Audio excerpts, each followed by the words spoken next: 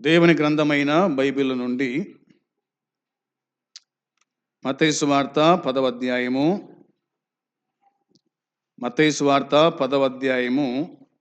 29, 30, 31 ఈ 3 వచనాలు మనము ప్రతి ఆదివారం కూడా ధ్యానం చేస్తూ వస్తున్నాము.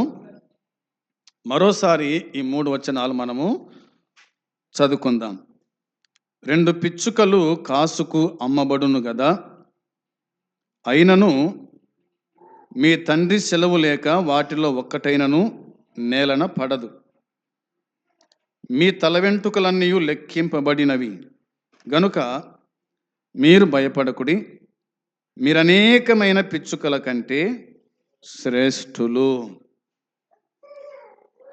వాక్యం కోసం ప్రార్థన చేసుకుందాం. ప్రభువా, నీ పరిశుద్ధమైన పాదములకు వందనాలు, స్తోత్రాలు, కృతజ్ఞతలు, స్తుతులు చెల్లించుకుంటున్నాము. కనికర సంపన్నుడా, కృప చూపే దేవా, నీ పాదములకు స్తోత్రం, స్తుతులు చెల్లిస్తూ ఉన్నాం. నీ దయ సంకల్పాన్ని బట్టి, కృపను బట్టి నాయనా, ఈ దినము మరలా నీ సన్నిధి మాకు ఇచ్చినందుకై స్తోత్రాలు, స్తుతులు చెల్లిస్తూ ఉన్నాము. పాటల్లో తోడే ఉన్నారు, పాడించారని బట్టి స్తోత్రాలు. విశేషించి నీ గ్రంథములోని మాటలు చదువుకున్నాం. దీవించు తండ్రి, ఆశీర్వదించండి. మీరే మాతో మాట్లాడుతురండి. మా జీవితాలను సరిచేసి సరిదిద్దండి. నీ రాకడకు సిద్ధపాటు చేయమని, దీనదాసుని మరుగుపరిచి మీరు మాట్లాడమని యేసయ్య నామంలో అడిగి వేడుకుంటున్నాము తండ్రి, ఆమేన్. గత 3 వారాలుగా మత్తయి సువార్త 10వ అధ్యాయము 29, 30, 31 వచనం, ఈ 3 వచనాలు మనం ధ్యానం చేస్తూ వస్తూ ఉన్నాం. ఈ దినము కూడా మనము ఒక శ్రేష్టమైన మాట ఆలోచన చేద్దాం. 31 వచనంలో, మీరు భయపడకుడి, మీరు అనేకమైన పిచ్చుకల కంటే శ్రేష్ఠులు. మీరు అనేకమైన పిచ్చుకల కంటే శ్రేష్ఠులు అనే మాట ఉంది.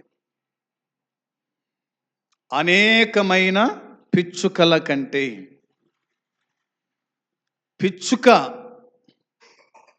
అనేది మనలో చాలామందికి తెలుసు. తెలియకపోతే అక్కడ చూడండి, అక్కడ ఉన్నాయి, క్యాలెండర్ మీద ఉన్నాయి. అక్కడ ఎన్ని ఉన్నాయి పిచ్చుకలు? 2 ఉన్నాయి. ఇక్కడ ఎన్ని ఉన్నాయి? 2 పిచ్చుకలు అనే మాట కనిపిస్తూ ఉంది. మనమందరము కూడక ఈ సృష్టిలోనే శ్రేష్టమైన వాళ్ళము. శ్రేష్టమైన వారిగా దేవుడు మనల్ని పుట్టించినాడు అనేది మనకు అర్థమవుతుంది. శ్రేష్టము అంటే అర్థం ఏమిటి? శ్రేష్టము అంటే అర్థం ఏమిటంటే అందరికన్నా, పలకండో మాట, అందరికన్నా ఉన్నతమైన, ఉత్తమమైన వారము. శ్రేష్ఠులు అంటే మరోసారి అందరికన్నా ఉన్నతమైన, ఉత్తమమైన వ్యక్తులము అని దీనికి అర్థం. అలాంటి మనల్ని దేవుడు ఏం చేస్తున్నాడంటే పోషిస్తూ ఉన్నాడు. అలాంటి మనల్ని దేవుడు ఏం చేస్తున్నాడు? పోషిస్తూ ఉన్నాడు. మనమేమనుకుంటున్నాము? మనమేమి ఆలోచన చేస్తున్నాము? 6వ అధ్యాయము 25వ వచనం, మత్తయి సువార్త 6వ అధ్యాయము 25వ వచనములో, అందువలన నేను మీతో చెప్పున్నది ఏమనగా, ఏమి తిందుమో ఏమి త్రాగుదుమో అని మీ ప్రాణమును గూర్చైనను, ఏమి ధరించుకుందుమో అని మీ దేహమును గూర్చైనను చింతింపకుడి. ఆహారము కంటే ప్రాణమును, వస్త్రము కంటే దేహమును గొప్పవి కావా అన్నాడు. ఆహారము కంటే ప్రాణమును, వస్త్రము కంటే దేహమును గొప్పవి కావా అన్నాడు. ఏవి గొప్పవంట? ఆహారం గొప్పదా? వస్త్రము గొప్పదా? నీరు గొప్పదా? ఏది గొప్పది? మనం గొప్పలమా? యేసుప్రభు ఏమన్నాడు? ఆహారము కంటే ప్రాణము, వస్త్రము కంటే దేహము గొప్పవి కావా అన్నాడు. గొప్పవి కావా? మనము గొప్ప వాటి మీద మనసు ఉంచాలి, తాత్కాలికమైన వాటి మీద కాదు. మనము వాటికంటే శ్రేష్ఠులం, వాటికంటే శ్రేష్ఠులం. లోకములో ఉన్న వారందరికంటే, అవునా, లోకములో ఉన్న మనుషులందరికంటే క్రీస్తు యేసునందు విశ్వాసం ఉంచిన మనము శ్రేష్టమైన వాళ్ళం. యేసు ప్రభు శ్రేష్టమైన వాడు, అవునా. ఆయన రాజులకు రాజు, ప్రభులకు ప్రభువు, దేవతలకు దేవుడు అని రాయబడింది. మనం ఎవరిమి అంటే రాజుకుమారులము, రాజు పిల్లలం. మనము శ్రేష్టమైన వాళ్ళం అనేది దేవుని వాక్యము చెబుతూ ఉంది. మనకేం కావాలనో సమస్తము ఆయనకు తెలుసు. ఇవన్నీ మీకు కావాలని మీ పరలోకపు తండ్రికి తెలియను. ఇవన్నీ మీకు కావాలని మీ పరలోకపు తండ్రికి తెలియను, అవునా. 32వ వచనంలో ఆ మాట మనకు కనిపిస్తుంది. దేవుడు మనల్ని పోషిస్తూ ఉన్నాడు అనేది మనము గుర్తుంచుకునే వారుగా ఉండాలి. తన ప్రజలైన ఇశ్రాయేలును ఆయన ఏ విధంగా పోషించినాడో వాటిని గురించి మనం ఆలోచన చేద్దాం. రండి, ద్వితీయోపదేశ కాండము 2వ అధ్యాయం. ద్వితీయోపదేశ కాండము 2వ అధ్యాయము 7వ వచనం చదవాలి. 2వ అధ్యాయము 7వ వచనం. నీ చేతుల పనులంటిలోనూ నీ దేవుడైన యెహోవా నిన్ను ఆశీర్వదించెను. ఈ గొప్ప అరణ్యములో నీవు ఈ 40 సంవత్సరములు సంచరించిన సంగతి ఆయన ఎరుగును. నీ దేవుడైన యెహోవా నీకు తోడై ఉన్నాడు. నీకేమియు, ఈ మాట పలకండి, నీకేమియు, ఇటు రాకుండా ఇట్లా పలకండి, నాకేమియు తక్కువ చేయడు. దేవుడు మనకేమీ తక్కువ చేసేవాడు కాదు. దేవుడు మనకేమీ తక్కువ చేసేవాడు కాదు. తక్కువ చేస్తాడు అని మనం ఎప్పటికీ అనుకోకూడదు అన్నమాట. ఏ తండ్రి అయినా ఏ తల్లి అయినా తన పిల్లలకు తక్కువ చేస్తారా? చెయ్యరు. అదేవిధంగా దేవుని పిల్లలమైన మనకు ఆయన ఎందుకు తక్కువ చేస్తాడు? మరొక మాట రాయబడింది అక్కడ, నీ చేతుల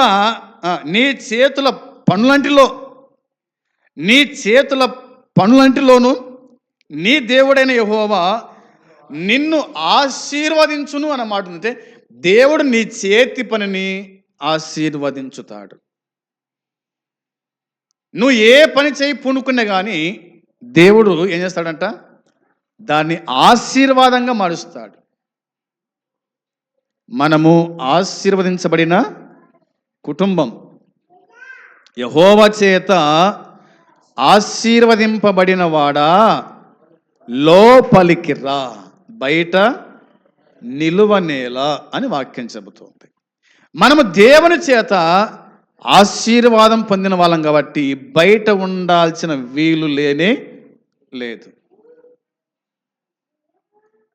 మనము లోపల ఉండాలా, అనగా దేవుని మందిరంలో మనం ఉండాలా.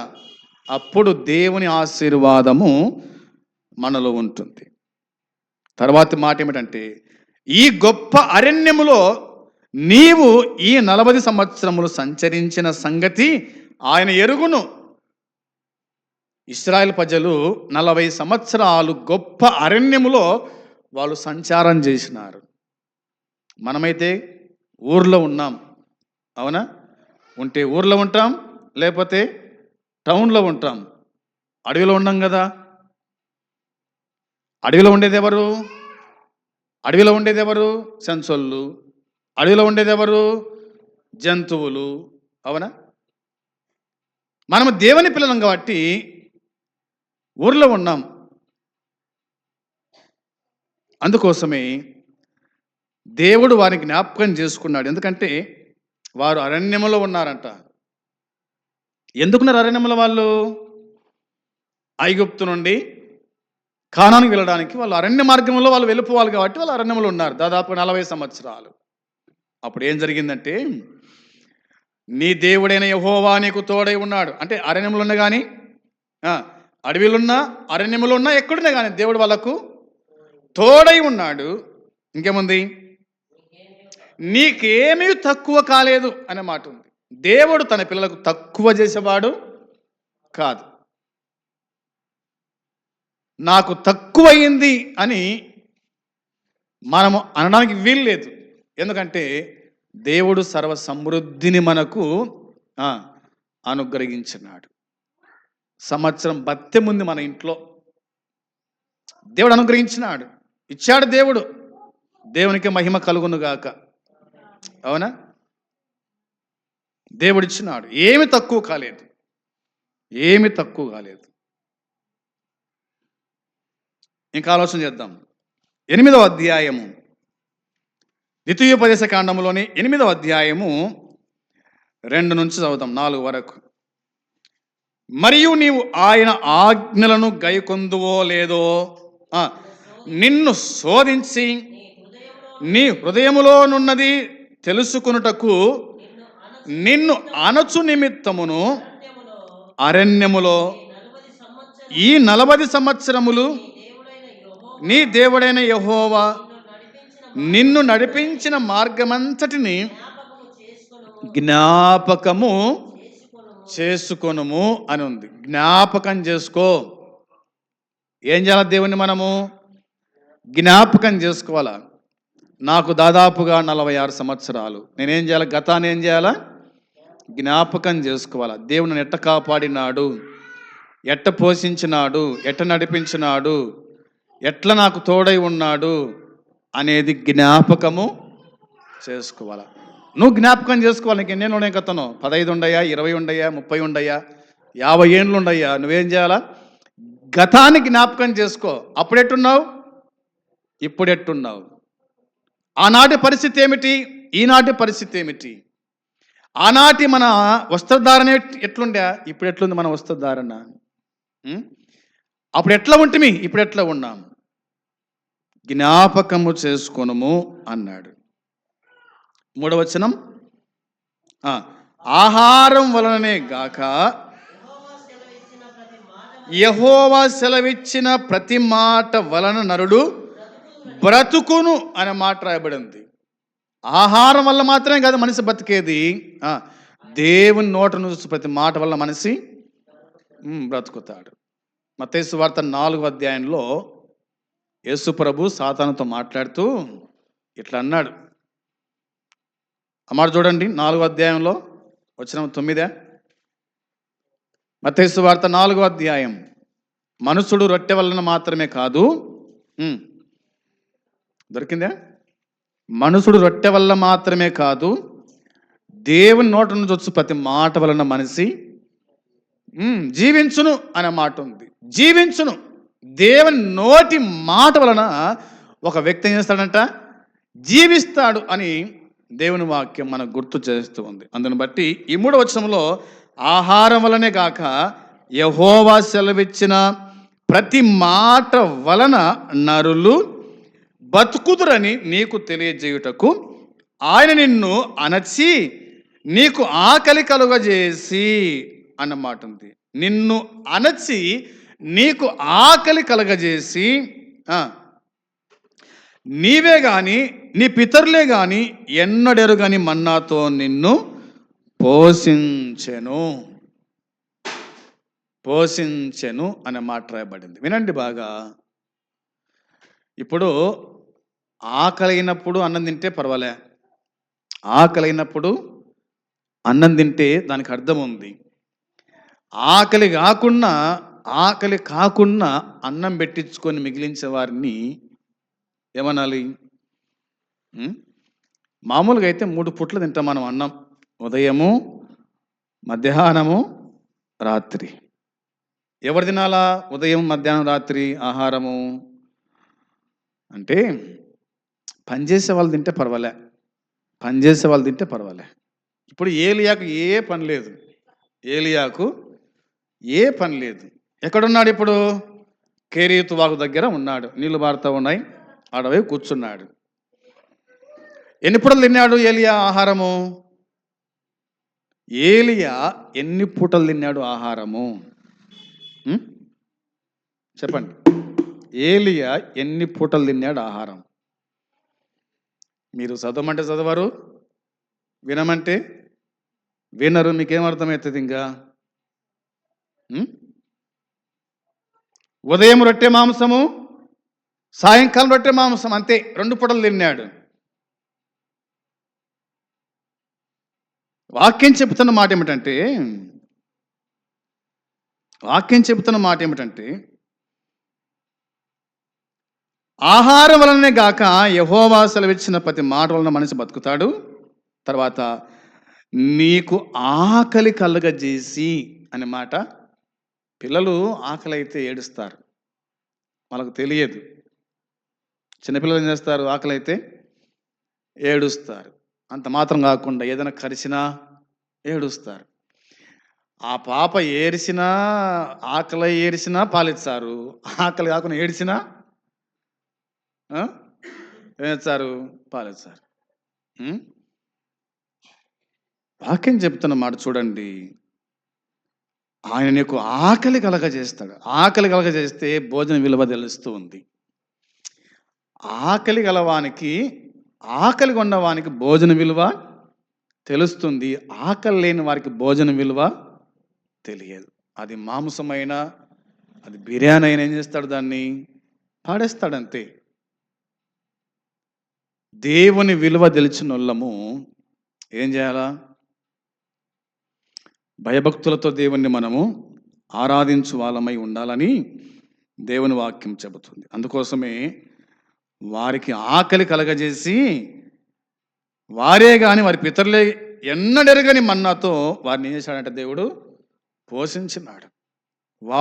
వారు ఎన్నడూ ఎరగని మన్నాతో, వారు ఎప్పుడు చూడలేమన్నా, వాటితో దేవుడు ఇశ్రాయేలు ప్రజలను పోషించినాడు అని ఉంది.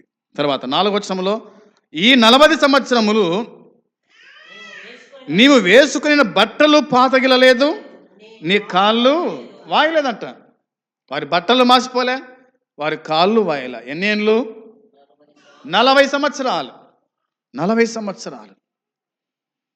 40 సంవత్సరాలు పై మీద బట్ట ఏం కాలట? అది మాసిపోలే, కాళ్ళేమో వాయలే. దాని కారణం దేవుడు వారికి తోడై ఉన్నాడు అనే మాట కనిపిస్తుంది. వేసుకున్న బట్ట మాపటికే మాసిపోతుంది. అవునా? మనం వేసుకున్న ఈ డ్రెస్ ఏమవుతుంది? మాపటికే మాసిపోతుంది. మళ్ళీ దాన్ని మనం వేసుకోము, దాన్ని ఉత్కారేస్తాం.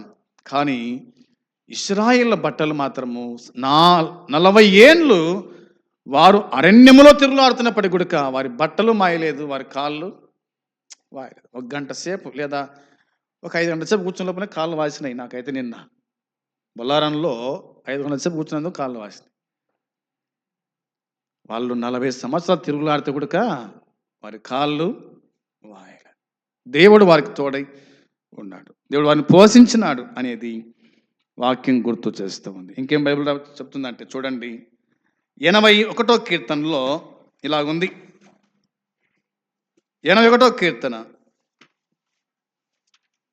16వ వచనం చదవాలి. అతి శ్రేష్టమైన గోధుమలతో, అతి శ్రేష్టమైన గోధుమలు అనుగ్రహించి నేను వారిని పోషించుదును, కొండ తేనెతో నిన్ను తృప్తిపరచుదును అని అన్నాడు. అవునా? అతి శ్రేష్టమైన గోధుమల అనుగ్రహించి నేను వారిని పోషించుదును. అతి శ్రేష్టమైన గోధుమలు. రెండవదిగా కొండ తేనెతో నిన్ను తృప్తిపరచుదును. అతి శ్రేష్టమైన గోధుమలు, కొండ తేనె, ఈ రెండు ఇక్కడ కనిపిస్తూ ఉన్నాయి. ఒకటి గోధుమలు, రెండవది కొండ తేనె. ఇప్పుడు తేనె దొరకడం కష్టమైపోయింది. అది కొండల్లో పోతే తప్ప. ఊర్లోకి వచ్చేదంతా కూడా ఏమిటి? కల్తీ, అంతే, కల్తీ. అంగల్లో కల్తే ఉంది, అమ్మేవారి కాడ కల్తే ఉంది. శ్రేష్టమైన తేనె ఎక్కడ దొరకటము లేదు. దేవుడు వీటితో మనల్ని ఆయన ఏం చేస్తున్నట్ట? పోషిస్తూ ఉన్నాడు. వారిని పోషించున్నాడు. అతి శ్రేష్టమైన గోధుమలు, తేనె అనే మాట కనిపిస్తుంది. తేనె ఆ దినాల్లో కాలంలో వారేటువంటిది అన్నమాట. అవునా? సౌలు కాలంలో, యోనాతాను కాలంలో తేనె కాలువలో వాడుతుండగా యోనాతాను తిన్నాడు, తన కళ్ళు ప్రకాశించినాయి అని మాట వాక్యం చెబుతూ ఉంది. దేవుడు తన పిల్లల్ని ఈ విధంగా ఆయన పోషించగలడు అనేది దేవుని వాక్యం మనకు గుర్తు చేస్తూ ఉంది. చూద్దాం ఇంకా ద్వితీయోపదేశ కాండము 32వ అధ్యాయం 14వ వచనం. 32వ అధ్యాయం చూడండి. 32వ అధ్యాయం 14వ వచనంలో రాయబడిన మాట మనం చూడగా, ఆవు మజ్జిగను, గొర్రె మేకల పచ్చి పాలను, గొర్రె పిల్లల క్రొవ్వును, బాషాను పట్టేన్లను, మేకలను, గోధుమల మెరికల సారమును నీకిచ్చెదను, నీవు త్రాగిన మద్యము ద్రాక్షరసము అనే మాట. దేవుడు తన ప్రజల ఇశ్రాయేలు ప్రజలకు ఏమి ఇచ్చాడంట? ఇంకోటి మనకు అర్థం కావడానికి వచనం 13 చూడండి. 13 వచనంలో, భూమి యొక్క ఉన్నత స్థలముల మీద వాణ్ణి ఎక్కించెదను, పొలముల పంట వానికి తినిపించెదను, కొండ బండ నుండి తేనెను, చెకుముకి రాతి బండ నుండి నూనెను అతనికి జుర్రించెదను. అంటే తాగనిచ్చెదను. తాగనిస్తాడు. భూమి ఏం చేస్తుంది? పంట ఇస్తుంది. అవునా? భూమి యొక్క ఉన్నత స్థలముల మీద వాడిని ఎక్కిస్తానంట.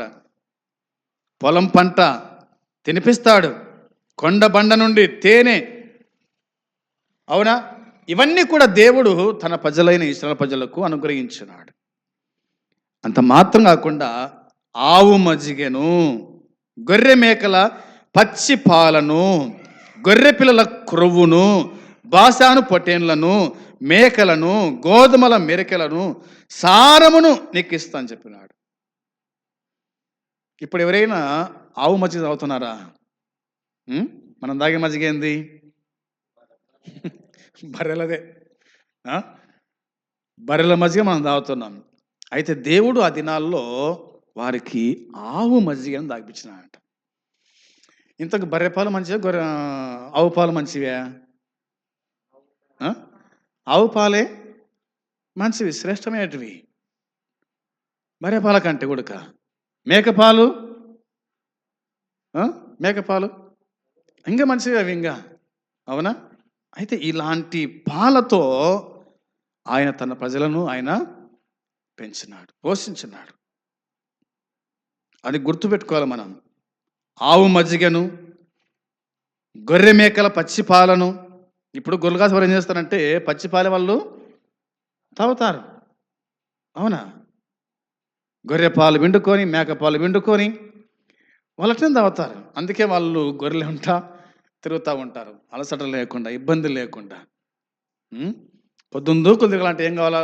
శక్తి కావాలి ఖచ్చితంగా. ఆ శక్తి పొందాలంటే ఏం చేయాలి వాళ్ళు? గొర్రె మేకల పాలు, పచ్చి పాలే అనేది వాక్యం చెబుతుంది. ఇంకా ఏం రాబడింది? ఉం?